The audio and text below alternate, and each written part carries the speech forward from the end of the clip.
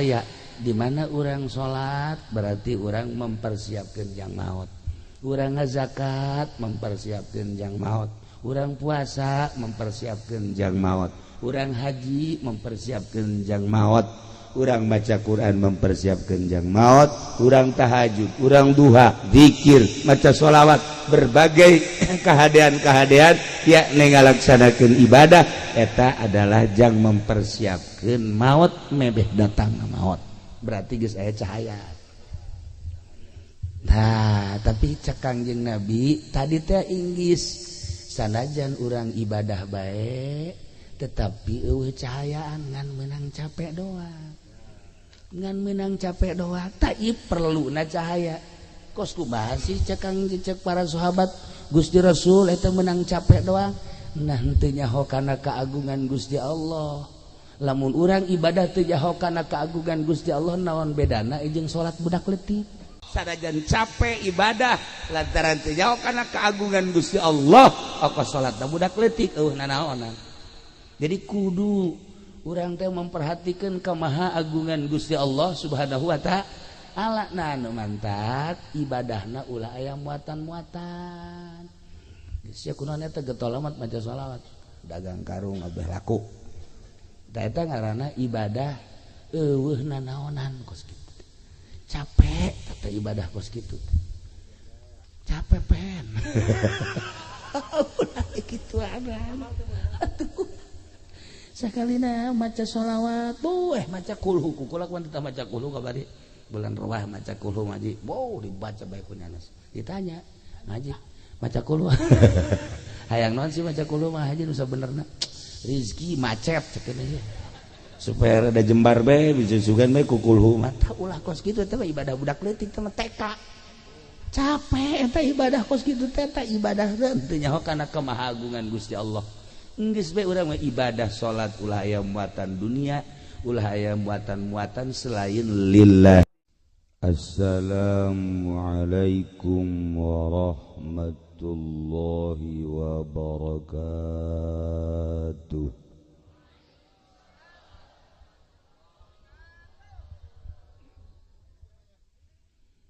Alhamdulillah wassalatu wassalamu ala rasulillah Muhammad ibn Abdillah wa ala alihi wa sahbihi wa mawala amma ba'd. Faqala Allah ta'ala fil Qur'anil Karim wa huwa asdaqul qailin. A'udzu billahi minasy syaithanir rajim. Wa dzakir fa inna dzikra tanfa'ul mu'minin. Al-ayat. Langkung tipayun urang sami-sami nyanggakeun puja sinareng puji ka Gusti Allah anu Maha Suci. Parantos masihan tina rupa-rupa nikmat ka urang sadayana, terutama nikmat anu kacida pisan ageungna nyaeta nikmat iman sinareng Islam. Shalawat sinareng salam mugia dilimpahkeun ka junjunan alam Kangjeng Nabi urang Kangjeng Nabi Muhammad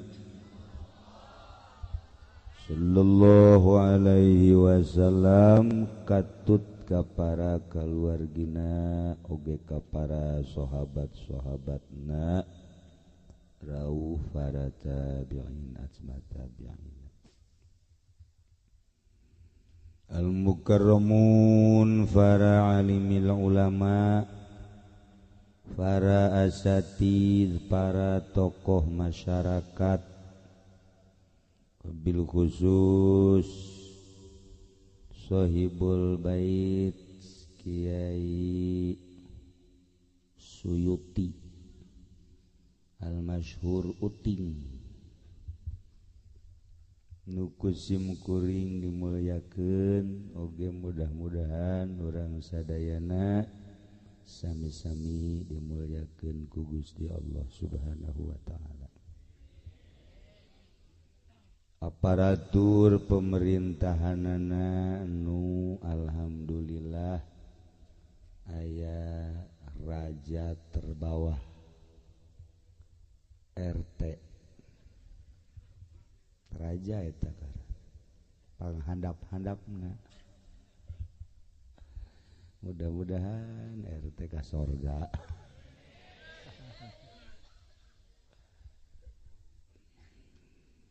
Kalayan inayah ti Gusti Allah alhamdulillah dina wengi Jumat ieu urang ku Gusti Allah parantos dipastikeun kumpul di dieu di kampung sayur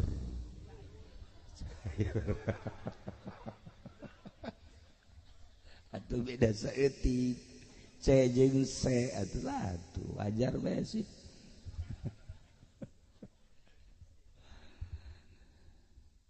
Dina raraga ngabesuk almarhumah Ibu Murdiah nu anjeunna geus balik ka lembur aslina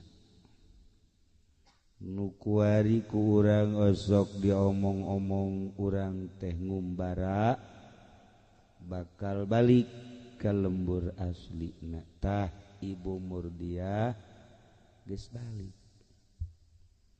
tinggal ieu nu araya geh bakal barawi nu pantes-pantesna balik nu kolot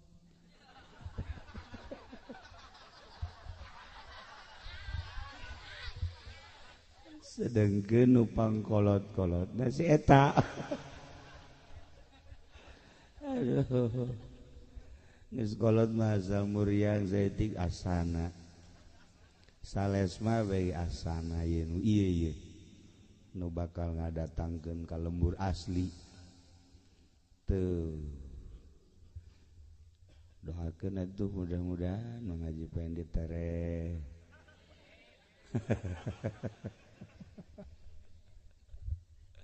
dikitu-kitu gae can waktuna batun teu bae sebab atuh nu maot eta nu ngora deui datang ka Haji Pendi teh kesal sial jeung batur lain geura ka aing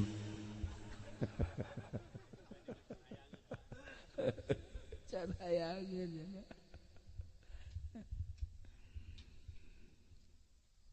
lamun urang nyaritakeun tentang balik ka lembur asli atuh resep teu resep hayang teu hayang sadar teu sadar bakal bae nu embung-embungan ge bakal bae nu hayang-hayangan atuh komo pokona nu susah nu sugih pejabat rakyat kiai ustad santri petani bakal paraeh kabeh bakal maraot kabeh Masya Allah orang ai inget kadinya mata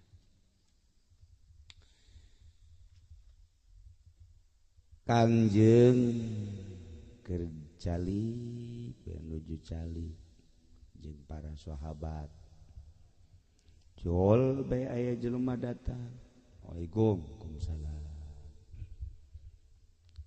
kula datang ka dieu coba Tuhan alimni goro ibal ilmi coba abdi pagahan ilmu nu aneh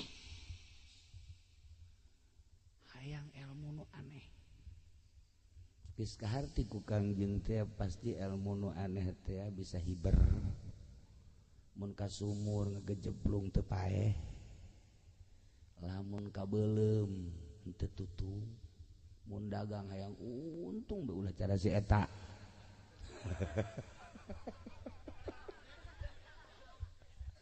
eta ilmu nu aneh hayang jaho ka hate-hate jelema maksudna kan gitu. Kangjeng Nabi apakah anjeun geus nyaho kana dasar ilmu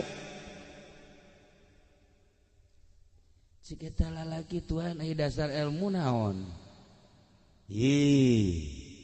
cik Kangjeng geus nyaho can anjeun ka Allah atuh nyaho Allah mah nu disembah ku kula geus can dilaksanakeun hak-hakna emang aya hakna naon hak Allah teh nu kudu dilaksanakeun eta ngaranna dasar ilmu kituan maksudna hak Allah nu kudu dilaksanakeun teh naon nu kudu dilaksanakeun nyaho henteu maneh kapaeh paeh atuh tuh mah sering jajana manggih anu paeh mah nyak si anu paeh tah geus encan mempersiapkeun jang paeh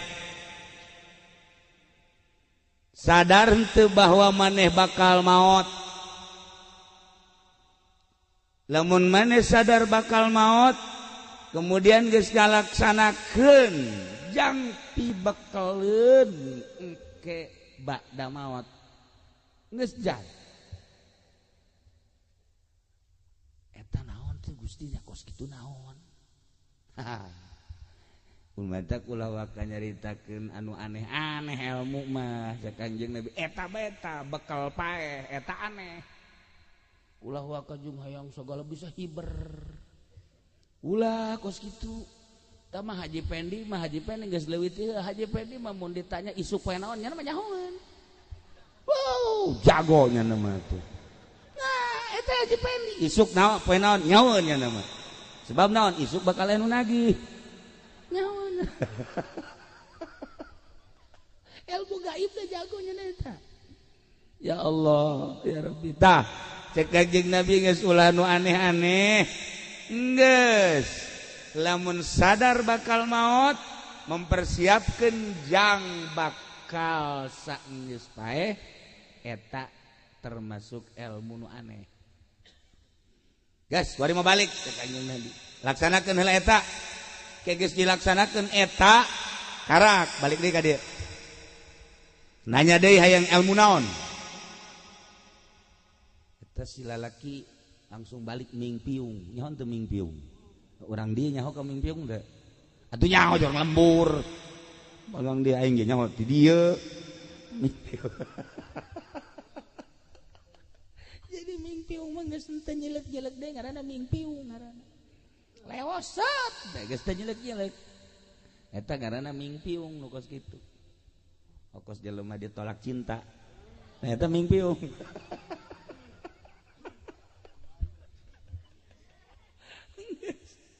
Teu nyelek-nyelek deui. Ya percuma nyelek atuh. Nah, eta jelema balik langsung ibadah ka Gusti Allah salat waktu puasa waktu maca Quran mun aya milik sedekah wah getol haju nyana datang deui ka Kangjeng Nabi Tuan alhamdulillah sakumaha kutuan geus dicaritakeun abdi titah ngalaksanakeun persiapan yang maot. Waduh, deuleu tah tarang harideung tah. Tarang harideung. Purutan eta. Haji Pendi hideung. Sarua nya ge hideung. Ngan urut budug.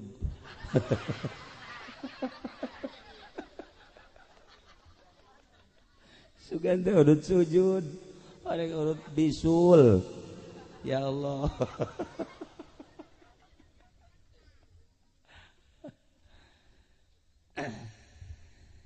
Kangjeng Nabi sanajan ibadah getol datang ke hari dentara ngaleuwihan malaikat tapi lamun teu mah teh henteu cahayaan Islamna teu bercahaya eta sacape-capena ibadah ge mun cara pare mah gacung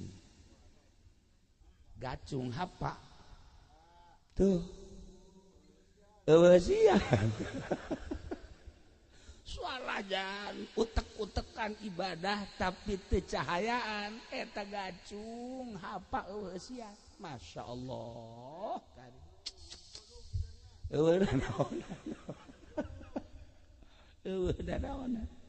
nah nu mantak urang kuari alhamdulillah kumpul di dieu kabeh agamana akur Islam sedengkeun Allah geus ngajelaskeun inna dina indallahil Islam saenyana agama nu dipikaridho ku Gusti Allah agama Islam jadi berarti urang di dieu kabeh geus aya dina ridho Allah subhanahu wa ta'ala wa may yabtaghi ghairal islami dinan fala yuqbal jelema anu neangan agama beragama salian Islam moal ditarima di akhirat termasuk kana minal khosirin rugi na di akhirat disate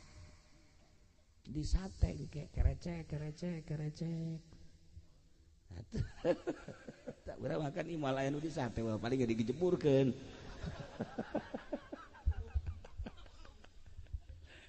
tuh geus ngerasanya asan aing di kulub itu ngomong teh lah nya ya Allah tapi urang lamun ngalawudu teh kan sok diduaan tah diduaan Allahumma ij'alil ma'a tahura wal islama sok macan teh sia sia gitu ngajawab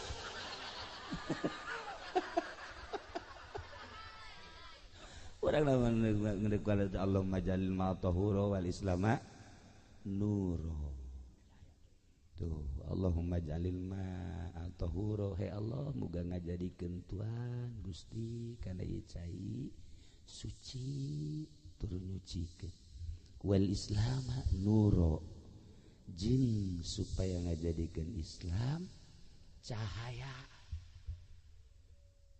Islamna cahayaan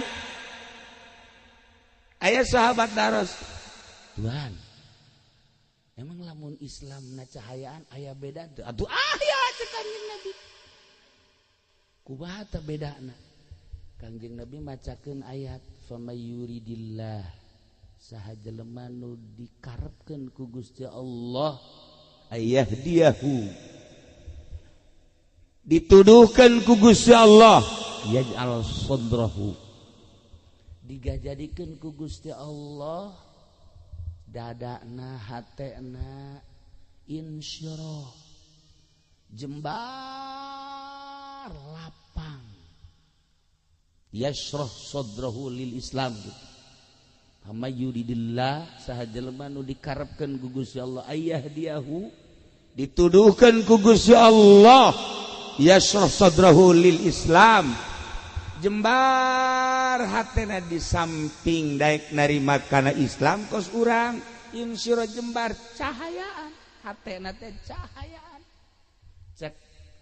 cek sahabat teh Tuhan aya nu cahayaan hatena kos kumaha sih engke eta praktek-praktekna pibukieunana lamun hatena cahayaan Islamna berarti bagus di mana Islamna bagus dina harti cahayaan teh na ieu ayat 3 rupa nomor kahiji cak Kangjeng Nabi resep jasa ngalaksanakeun ibadah nomor kedua di mana-mana cahayaan narima kana naon papasten ti Allah nomor katiluna bakalna pikiranna ka akhirat bae ninggalkeun pikiran dunia tah eta nu kitu cahayaan hatena tah balikan deui supaya tenget ye abeh urang cahayaan apa henteu hate urang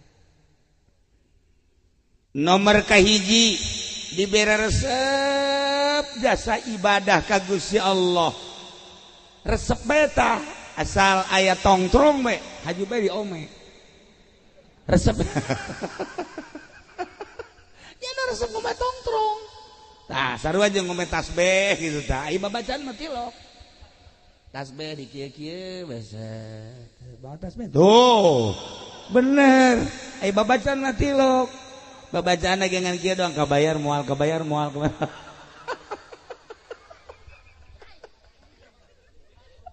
ya Allah ya Rabbi eta mah penipu sebenarnya mah atuh penipu ai tasbih dibawa aya di wiridanana lain eta Masya Allah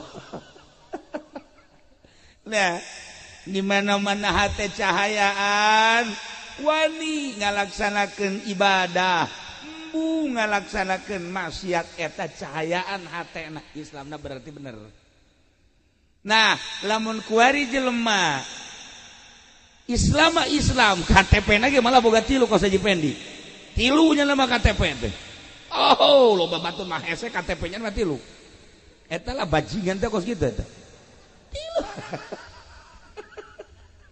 nah iya KTP nama Islam jelemana Islam tetapi daek ngalaksanakeun maksiat kurang giat karena ibadah maksiat daek leletikanana main gaple lamun aya Islam masih keneh balak genep di kieu-kieu koto kunyana di kitu-kitu tah naonna karangarana jangjang naon ngaranna eta tuh nyawan teh tolol teh coba aju dikitukeun tah cuma hiber teh naon ngaranna jantur aing ge nyawa nang disiakan eta atuh lamun kotok dikitu-kitu teh tah uluna naon teh ngaranna dipale eta teh diadukeun bareng kos kitu eta urang cayur tolol tah kos kitu tah cair eta pagawe mang cair eta sebenarnya mah nah lamun masih keneh daek kos kitu tah nya Islam mah Islam tapi daek keneh main remi daek keneh main catur daek keneh main gaple anu osok di kitu-kitu teh vlog naon ngaranna tuh nyawan bandarna renyana meureun mudah-mudahan kabawa ka akhiratnya mangajinya daek keneh kos kitu minimal boga TV keneh tuh eta tarongton TV naon maksudna coba mun pake maca sholawat sabaraha jam eta nonton TV mun pake maca sholawat Masya Allah sabaraha ratus urang kieu bae di TV kos 20 eta sebenarnya teu hayu saya pikir kok otak terus dengar orang kene mah potongan kos kieu atuh aja huis geus lain di hulu ka jembut-jembut basa kene rek nonton TV tah nah geus mulai tah berarti tah Islamna geus teu bercahaya geus teu bercahaya tah Islam mun daek kalaksanakeun maksiat berarti Islamna geus teu bercahaya lamun geus teu bercahaya sakumahakan Gusti Allah dina Al-Qur'an wa may yaj'alillahu lahu nura fama lahu min nur lamun ku Gusti Allah geus teu dibere cahaya atuh eueuh cahayaan ana eueuh cahayaan teu meunang neuleuh jahe asal neuleuh jahe baju kieu teu kicup-kicup kieu tapi Mang Uting wajar lah neangan deui tuh saya calonna nah itu masalah dua habak sekali lah tah iya lamun geus eueuh cahayaan hate atuh geus abrut-abrutan maksiat terus Islam tapi terus we maksiat mulai tah lamun geus loba maksiat ibadah teh ibadah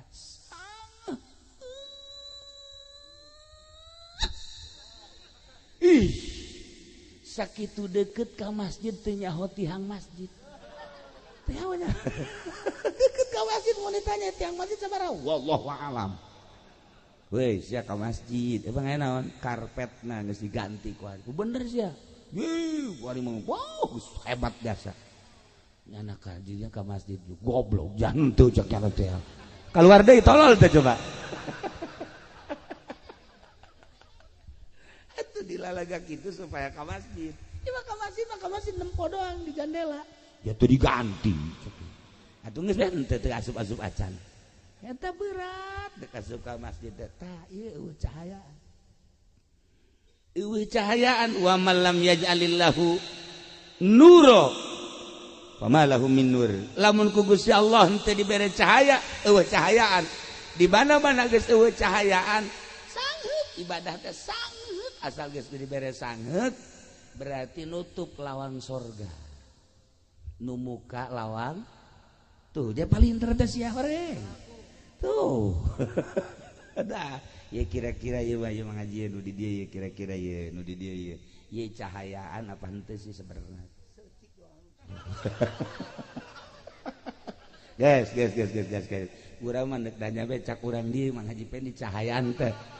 Tuh, henteu. Eta ku kabehan. Henteu cenah deui. Berarti budak palinter. Yaho nyana ge Rusdi. Atuh gebelek begadeulan. Eueuh cahayaan sakieu. Sebab carita TV jana pangbogaan panggedena. Carita HP boga 3 HP-na. Atuh carita tilok ngabohong raja bohong. Nah atuh geus eueuh cahayaan budak ge nyahoan henteu cek cenah. Geus teu kudu hese-hese teu kudu kakolot ka budak bae. Biasa kali deui cahayaan teh. Tuh.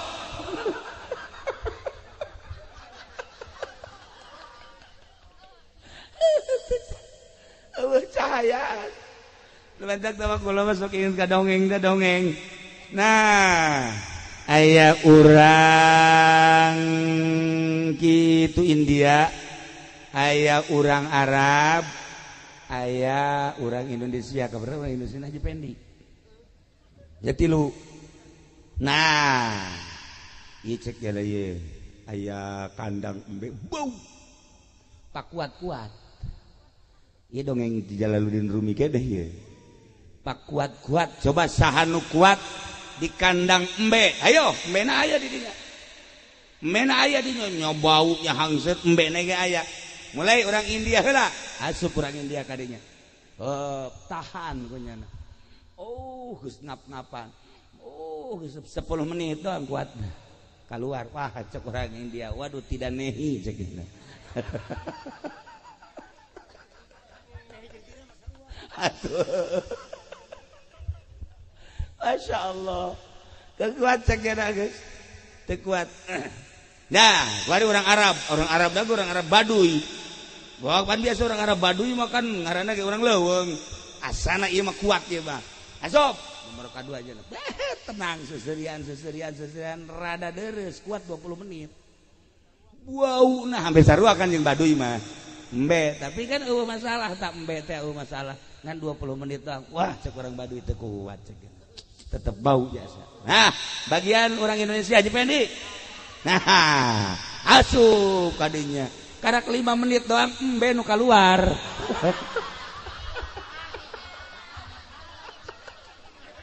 Cak embe teu kuat aing teh.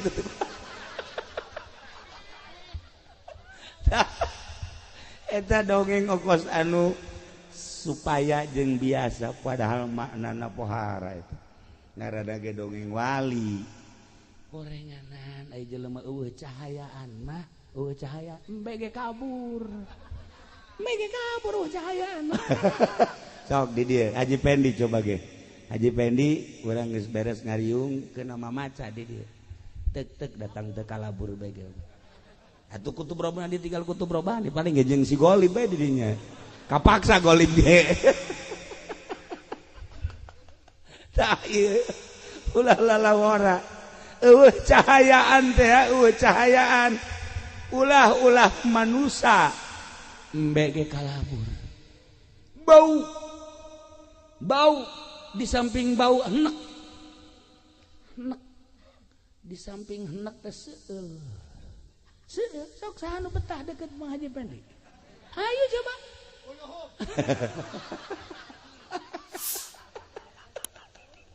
Incuna. Itu kakek masih ada aja ya.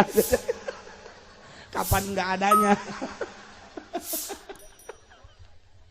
Nah iyalah para jamaah kaum muslimin wal muslimat rahimakumullah. Coba introspeksi. Ieu keur carita ieu geus kajian ulah nyaritakeun batur balik ka diri urang ke. Ai hate aing cahayaan henteu sih nu sabenerna. Lantaran tadi lamun cahayaan mah dibere resep jasa ibadah eta kakarak nomor kahiji. Eta kakarak nomor kahiji tanda jelema nu aya cahayaan dibere resep bae masyaallah. Waktu salat teh geus ditungguan bae. Di deuleu deui wah encan masih kena jam 10 deuleu jam 11 setengah 12 nah geus siap-siap ya pas jam 12 es.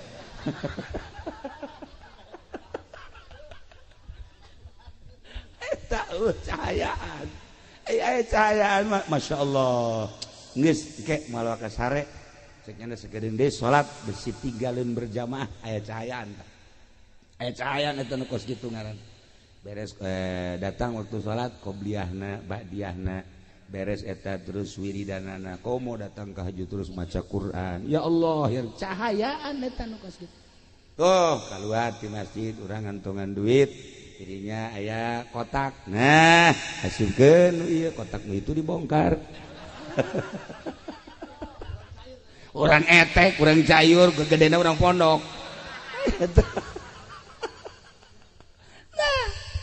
etalah cahayaan mah kos kitu tah ka budak deudeuh ka sesama nyaah ka saluhureun hormat eta ngaranna aya cahaya nginaheun lamun hate geus aya cahayaan sebab pada dasarna jelema ngudag-udag cahaya lamun Kangjeng Nabi dibahasakeun cahaya diudag kabeh sebab ieu kabeh ge tidak cahaya Kangjeng Nabi urang Kangjeng Nabi Muhammad sallallahu alaihi wasallam langit tina cahaya Kangjeng bumi tina cahaya Kangjeng wabeh alam gunung laut berikut hewan-hewan termasuk urang tina cahaya Kangjeng Nabi Muhammad sallallahu alaihi wasallam nah tinggal ieu di diri urang aya cahayaan ta eueuh urang anu ngarti urang nu nyaho urang nu sadar ketika aya cahayaan dibere resep urang ibadah dibere daek urang ngalaksanakeunana dibere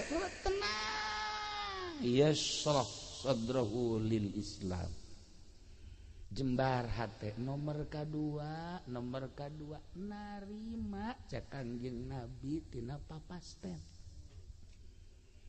artina narima Kangjeng Nabi tina papasten teh kumaha Allah bae lantaran hakim nu paling adil iwalti Gusti Allah Subhanahu wa taala ku urang apan osok dibaca alaisallahu bi ahkamil hakimi ulah di bejaan surat naon eta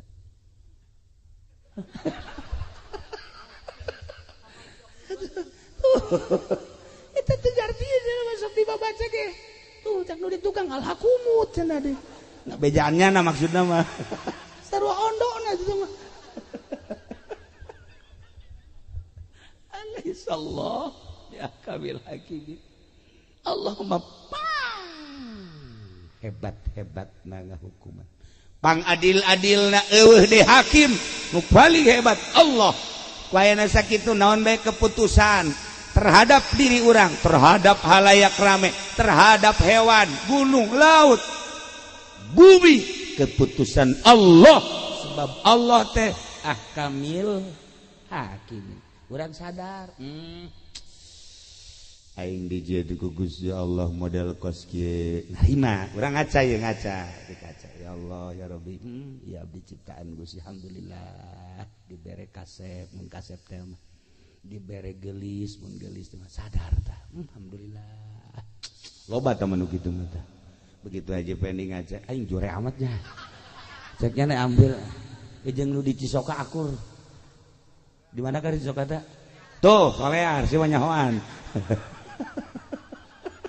begitu ngaca teh ieu mah akur jeung deui soleh ari main mah ngan buntutan doang atuh buntutan ge nu kadeuleu mah aya ge sabenerna nah ieu lamun aya jelema ngaca aing jore amat sih Gusti kunaon si abdi diciptakeun jore tah eta jelema henteu sadar kana papasten ti Gusti Allah panghese-hesena sadar jambal kebal di alam dunia ini sakit alhamdulillah dijadikan jelema aing geus bae sakitu ngeunaheun jadina tenang kana pikiran teh keur ngaji mah balik bae ka imang ngaca jore aman aing ye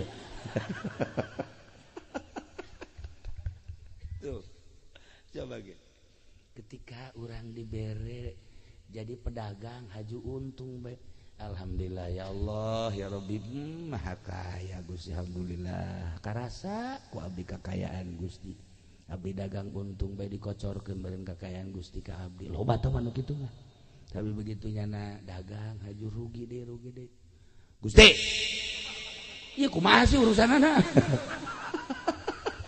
ieu kunaon ieu kok abdi dagang tapi rugi deui ye coba atuh ka Gusti kos kitu tah eta ngaranna henteu sadar kana papaste eta ucayaan hatena ucayaan wa man lam yajalillahu lahu nur di mana ku Gusti Allah henteu diberi cahaya famalahum min nur cahaya di mana cahayaan eta kos kitu tadi tanu mandak urang kudu ngawauhan nu sugih hirup mah kudu ngawauhan nu sugih sebab aya nu sugih nya nama hayang dipentak bae lamun henteu menta kanyana bendu lah resep aja teh nu sugih eta mah tah tuh hayangna dipentak bahkan teu dipentak ge sok mere bae nah nu sugih eta teh deukeutan ku urang bahkan lamun urang menta ka nu sejen nya nama bendu tah deukeutan tah nu sugih eta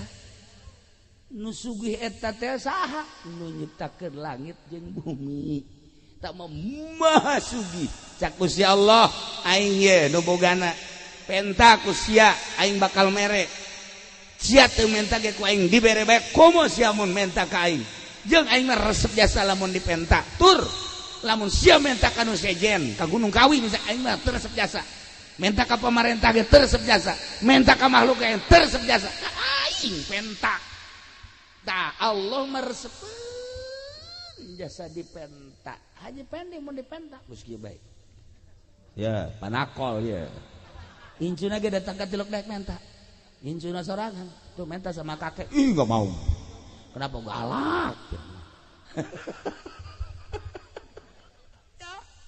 ya urang lamun geus bisa burak bere eta urang geus bisa make akhlak Gusti Allah takhallaku bi akhlaqillah Allah memere bae terus tah urang ngadeuketan nu maha sugih bae geus ka Gusti Allah.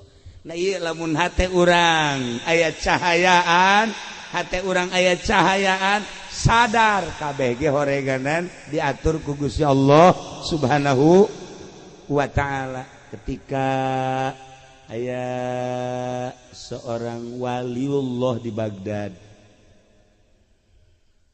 Begitu manehanna keur di Baghdad ternyata horenganan di daerah Tartar keur perang terus perang nyana ngadenge begitu nyana ngadenge eta peperangan geus mah awewe pararae sipil masyarakat teh budak leutik ke parae nyana ngomong kieu ka Gusti atuh kunaon eta diperangkeun sehingga eta para raeh masyarakat emang eueuh nu ibadah emang eueuh nu sok hudang ti peuting emang eueuh wali pan beureun aya wali maot aya ulama maot kudu maotkeun aya diperangkeun ku Gusti langsung nyana peutingna sare barang sare ngimpi kapanggih jeung hiji jelema make jubah terus nyekelan surat eta dibabawa bae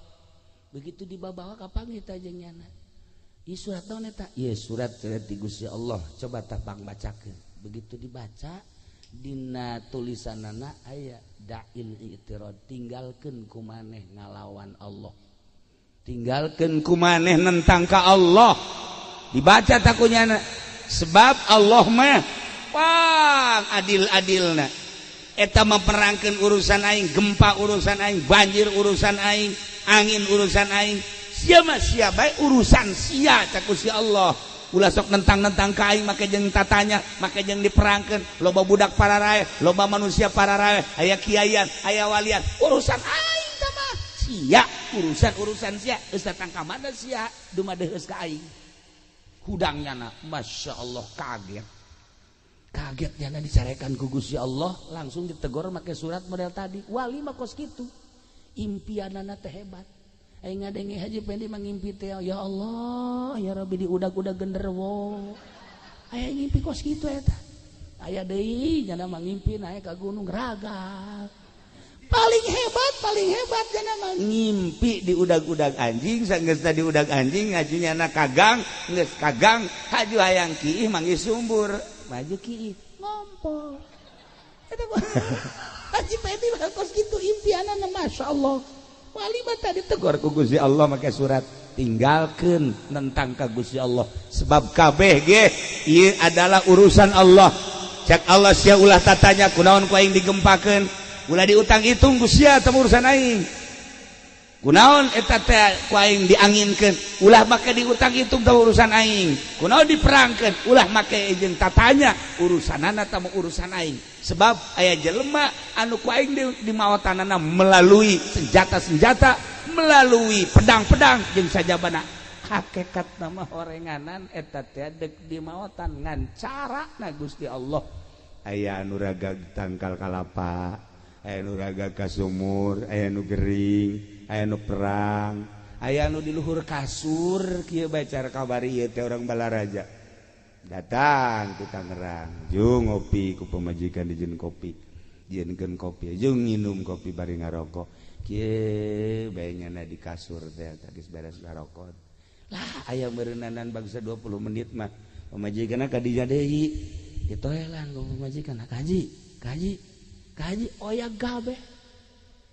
gabe pae ngopi can anggeus ngarokok can anggeus nyana ngedang doang gitu mah Masya Allah nunggus dipasangka bakal paeh jasa kamar Haji Pendi hirup kene ngana gua sehat deh malah mah make susuit deh aya jahe sweet tolol tuh coba lah ieu urusan Allah nah balik deui lamun hate urang cahayaan geus moal aya nentang-nentang ka Gusti Allah geus urusan Allah urang tani Segesa tani terus parena bagus kabelah dieuna gacung hapa nah kurang kan ngomong kok ieu jadi kosia kurang naon si aing pengurusan anak iya Allah ya Rabbi Gusti urang maka Gusti deui bae naon teh Gusti ya kok ieu kurang naon ieu da pupukna dan sebagainya urusan aing teh Gusti Allah siana sing sadar lamun kula inget ka dongeng harita di zaman Sayyidina Umar aya kabeuleman begitu aya kabeuleman di zaman Sayyidina Umar khalifah langsung jelema neangan cai berat cek Sayyidina Umar ulah di pareuman make cai atuh pertentangan antara masyarakat jeung Sayyidina Umar lain kudu di pareuman make cai di daerah ieu aya jelema nu teu ngazakat ulama nyaho tewak si eta hayo bawa ka dia si ada kazakat teh moal geuran geran dikaluarkeun pareum sorangan seudeuh pareum sorangan tah kebakaran eta ku ahli hakikat maka nyahoan lamun make blambir loba nu teu pareum tapi ku Sayyidina Umar mah ulah make di pareuman make cai sagala rupa mal pareum ribut heula eta tadi kalau demantak di pondok kabar ieu kapan kebakaran atuh tinggal si ieu bae eta ewak ieu ayo huluna kitu-kitukeun zakat sia ya Allah ya Rabbi lamun urang nyaritakeun antara zahir jeung antara hakikat antara zahir jeung antara batin jauhna luar biasa urang mah make perjalanan zahir bae lantaran ieu qalbuna can aya cahayaan Islam nancan aya cahayaan nah nomor kahiji tadi di mana-mana geus aya cahayaan bakalna hayang bae jeung resep bae ngalaksanakeun perintah Allah ngajauhan larangan Allah takwa ngaranna. Nomor kadua sadar kana papasten Allah.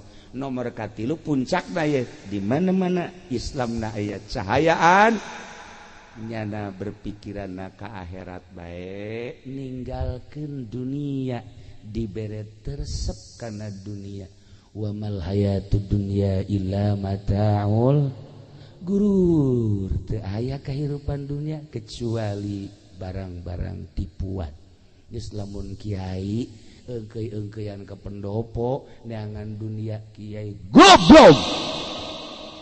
Eueuh tapi di cayur mah aya tiluan lah tilu. Aya tiluan ngacung lib.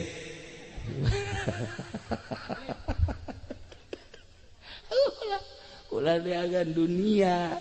Abong-abong bisa ngaji, abong-abong bisa baca Quran, abong-abong nyaho hukum dipamerkeun pake neangan dunia. Eueuh cahayaan kiai tinggal kiai berarti ieu eueuh cahayaan tah Islamna. Encan puguh ngajamin ilmu nungtun kadang-kadang ilmu mawa ka neraka. Lamun ilmuna jadi hijab tina cahaya. Nailah para jamaah kaum muslimin wal muslimat rahimakumullah balikan deui inna dina indallahil Islam saenyana agama nepi ka karidho ku Gusti Allah adalah agama Islam. Tetapi Islamna kudu anu aya cahayaan. Sakumaha tadi lamun Islamna aya cahayaan maka aya tanda-tanda hiji tanda Islam aya cahayaan daek ngalaksanakeun parentah Allah embu ngalaksanakeun laranganana daek ngalaksanakeun parentah Allah ngajauhan laranganana eta berarti mulai cahaya nomor kahiji. Lamun naik cahaya nomor kadua sadar kana putusan Allah di diri urang atawa soal harta atawa soal penyakit atawa soal naon bae nu patali jeung diri urang atawa jeung batur tilok cegekan sebab kabeh ge geus aya tina keputusan Allah Subhanahu wa ta'ala. Alaihissallah bi ahkamil hakimin. Cahaya nomor katilu ialah cahaya anu bener-bener mantep sehingga pikiranana langsung bae ka alam akhirat. Mohokeun alam dunia dibere resep kana dunia. Etalah nu paling istimewa cahaya Islam anu nomor katilu. Geus urang mimitian tina awal carana kumaha supaya cahayaan eta teh tadi cak Kangjeng Nabi geus encan maneh ngalaksanakeun hak Allah. Naon? Ialah mempersiapkeun jang maot mebeh datangna maot. Eta adalah memerlukan cahaya. Di mana orang sholat berarti orang mempersiapkan jang maut. Orang ngazakat mempersiapkan jang maut. Orang puasa mempersiapkan jang maut. Orang haji mempersiapkan jang maut. Orang baca Quran mempersiapkan jang maut. Orang tahajud, orang duha, zikir, maca sholawat, berbagai kehadean-kehadean yakni ngalaksanakeun ibadah eta adalah jang mempersiapkan maut mebeh datang maut. Berarti geus aya cahaya. Nah, tapi cak Kangjeng Nabi tadi teh inggis sanajan urang ibadah bae tetapi eueuh cahayaan ngan meunang capek doang. Ngan meunang capek doang tak perluna cahaya. Kos kumaha sih cak para sahabat Gusti Rasul eta meunang capek doang. Nah teu nyaho kana keagungan Gusti Allah. Lamun urang ibadah teu nyaho kana keagungan Gusti Allah naon bedana jeung salat budak leutik. Budak leutik salat mah salat bae pan teteh ge cenah salatna ge. Jatuh jahueun karena agungna Gusti Allah. Sok geura tangan budak leutik lamun taraweh teh Haji Pendi salat tarawehna masa sih babaturan keur sujud di kitu-kitu pelerna. Eta kan berarti budak leutik sama salat kos kitu mah. Giliran nya ndek diuk diteuneunnan parantina kol bedug di dieu tah. Atur aku eta karena salat budak leutik teu nyaho kaagungan Gusti Allah. Sanajan capek ibadah lantaran teu nyaho kana kaagungan Gusti Allah, ongkos salatna budak leutik eueuh nanaonan. Jadi kudu urang teh memperhatikan kamaha agungan Gusti Allah Subhanahu wa taala. Nah anu mantap ibadahna ulah aya muatan-muatan. Geus kunaon eta getolamat maca shalawat, dagang karung abeh laku. Da eta ngaranna ibadah eueuh nanaonan kos kitu. Capek tata ibadah kos kitu. Capek pen. Ulah kitu ada. Atuh. Sakalina maca shalawat, maca kulhu kukulak mun teu maca kulhu kabari. Bulan Rawah maca kulhu ngaji. Dibaca bae ku nyanes. Ditanya, ngaji maca kulhu. Hayang naon sih maca kulhu mah haji nu sabenerna. Rizki macet cekeun aja.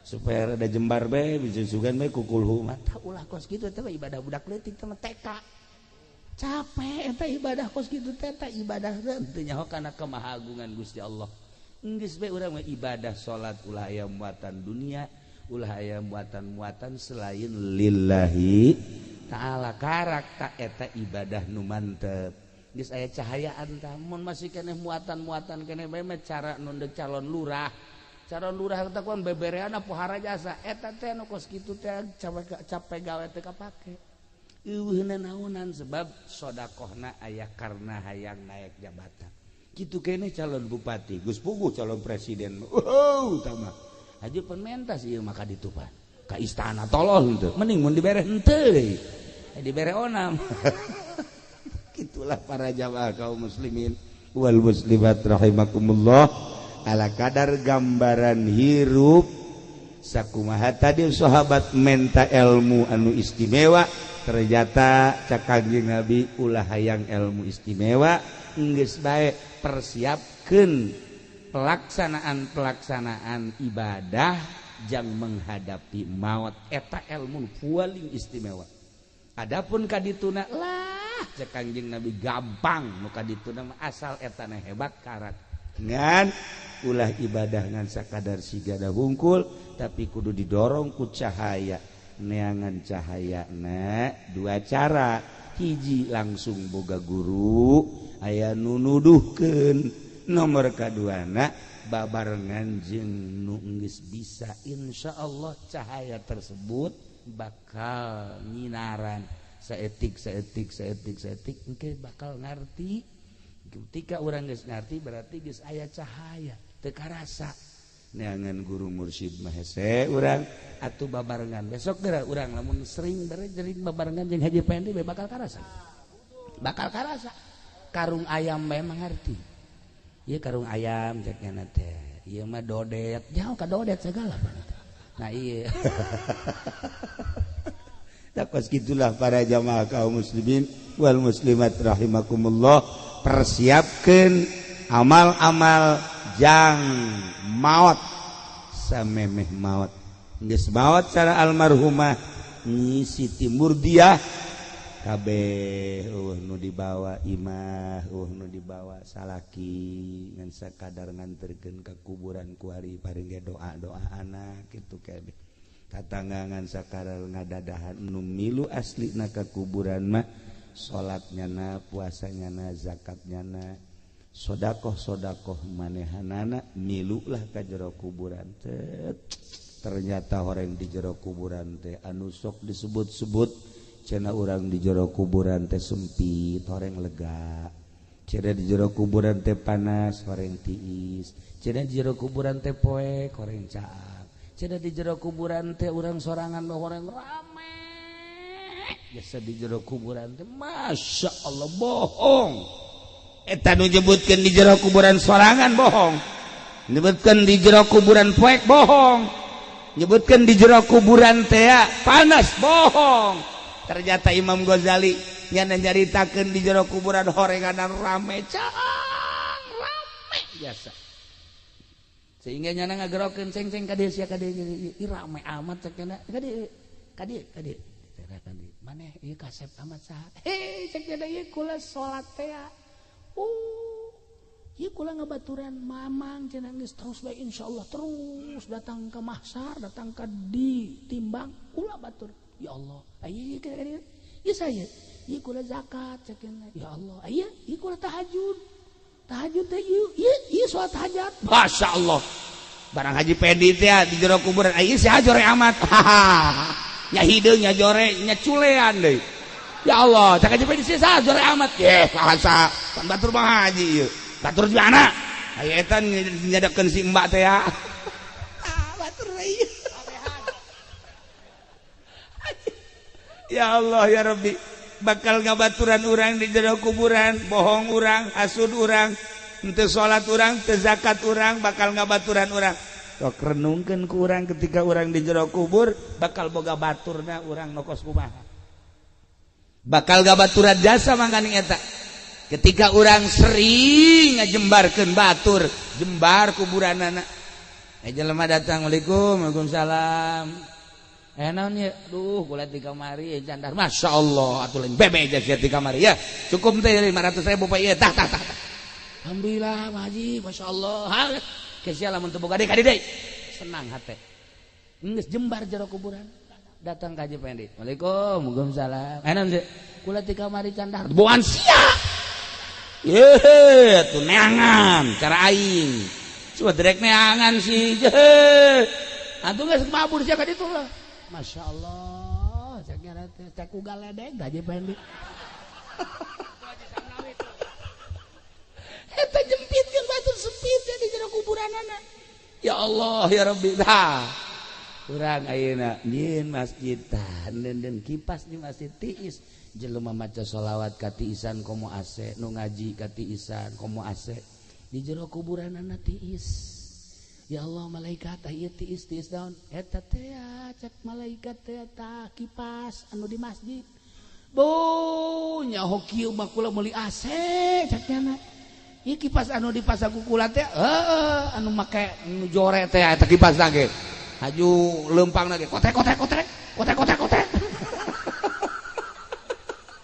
asal dikencengkeun we geus teu bisa muter janana ya Allah eta kos kitu ge tiis aduh nyaho kitu mah kula meuli nu bagus cek malaikat keur ieu sia tah kitu Haji Pendi bapan nyana mah lain meulikeun naon kipas malah kipas di masjid dicokot atuh panas cenah mah di kuburanna atuh cek Haji Pendi malaikat ieu naon li panas nah maling kipas ya mentek sih ada ngaji ke masjid gede.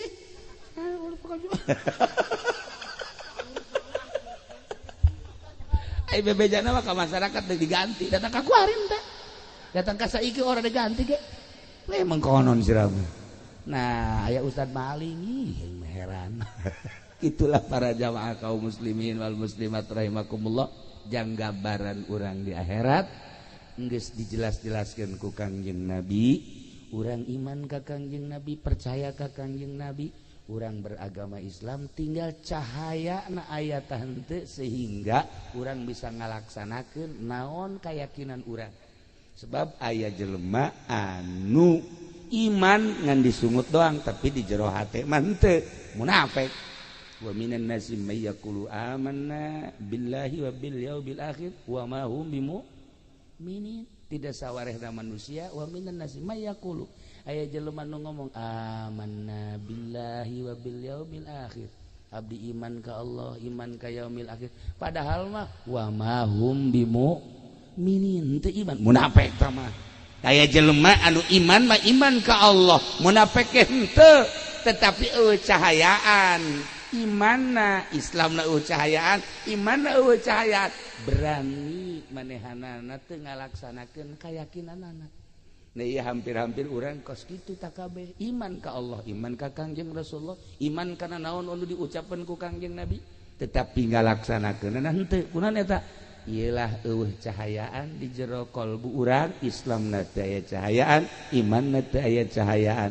Sok wali mulai bongkar gerak ku urang supaya aya cahayaan Islam urang aya cahayaan iman urang aya cahayaan Islam babalikna engke kana zahir iman babalikna engke kana batin kana ruhani Islam jeung iman di mana sapa godos pada ayat cahayaan wah bakalna istimewa jasa zahirna bagus batinna ge bagus kuayana sakitu teanganlah cahaya di mana sih ayana cahaya di pondok-pondok pesantren tah kadeleuna mah pondok kos ge teh hina jasa tapi horenganan anu ngadatangkeun ka surga kos kieu alhamdulillah kos pondok mah tolol siang pondok daran doang kampung pondok salilana bodoh heran eng